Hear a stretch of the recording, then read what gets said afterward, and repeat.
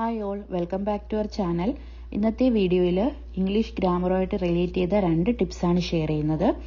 അപ്പോൾ മുന്നേ ഷെയർ ചെയ്ത ടിപ്സ് എല്ലാം നിങ്ങൾക്ക് യൂസ്ഫുൾ ആവുന്നുണ്ടെന്ന് വിശ്വസിക്കുന്നു. അപ്പോൾ ഇന്നത്തെ നമ്മുടെ ഒന്നാമത്തെ ടിപ്പ് എന്താണെന്ന് നോക്കാം. He paid for the book dash cash. He paid for the book dash cash.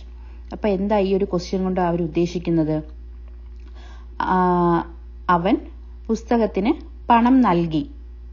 പണമായിട്ടാണ് അവൻ പുസ്തകം വാങ്ങിച്ചതെന്നാണ് അർത്ഥം വരുന്നത്.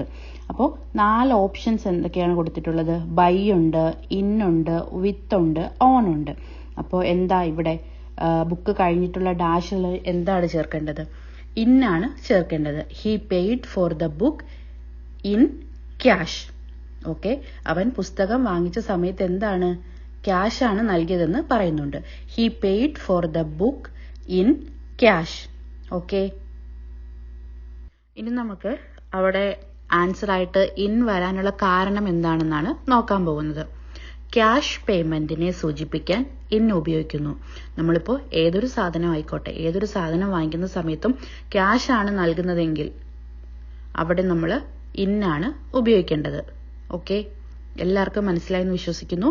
ക്യാഷ് പേയ്മെന്റിനെ സൂചിപ്പിക്കാൻ നമ്മൾ ഇന്നാണ് ഉപയോഗിക്കുന്നത്. ഓക്കെ, സെക്കൻഡ് ടിപ്പ് എന്താണെന്ന് നോക്കാം. He paid for the book dash credit card. അപ്പോൾ ഒന്നാമത്തെ ക്വസ്റ്റ്യനിൽ നിന്നും ചെറിയൊരു വ്യത്യാസം മാത്രമേ ഇവിടെ ഉള്ളൂ.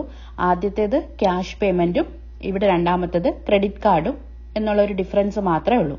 നോക്കിക്കോളൂ എന്താണെന്ന്. He paid for the book dash credit card. അവൻ ബുക്ക് വാങ്ങിച്ചത് എങ്ങനെയാണ്? ക്രെഡിറ്റ് കാർഡ് വഴിയാണ്. ഓക്കെ, 4 ഓപ്ഷൻസ് കൊടുത്തിട്ടുണ്ട്. By, with, on, in. ഇവിടെ ഏതാണ് കറക്റ്റ് ആയിട്ടുള്ള ആൻസർ? ഓപ്ഷൻ എ ആയിട്ടുള്ള ബൈ ആണ് കറക്റ്റ് ആയിട്ടുള്ള answer. He paid for the book by credit card. He paid for the book by credit card. Okay, ഇനി അവിടെ ബൈ വരാനുള്ള കാരണം എന്താണെന്ന് നമുക്ക് നോക്കാം. പേയ്മെന്റുമായി ബന്ധപ്പെട്ട മാധ്യമത്തെ സൂചിപ്പിക്കാൻ ബൈ ഉപയോഗിക്കുന്നു. ആ ഒരു ക്വസ്റ്റ്യനിൽ നമ്മൾ പേയ്മെന്റ് എങ്ങനെയാണ് ചെയ്തത്? ക്രെഡിറ്റ് കാർഡ് വഴിയാണ് ചെയ്തത്. അപ്പോൾ ക്രെഡിറ്റ് കാർഡ് എന്ന് പറയുന്ന ആ ഒരു മാധ്യമത്തെ സൂചിപ്പിക്കാൻ വേണ്ടിയിട്ട് നമ്മൾ ബൈ അവിടെ ചേർക്കുന്നു. ഓക്കെ, അപ്പോൾ എല്ലാവർക്കും ഈ 2 ടിപ്സും മനസ്സിലായെന്ന് വിശ്വസിക്കുന്നു. അടുത്ത ക്ലാസ്സുമായിട്ട് ഉടനെ തന്നെ കാണാം. Thanks for watching.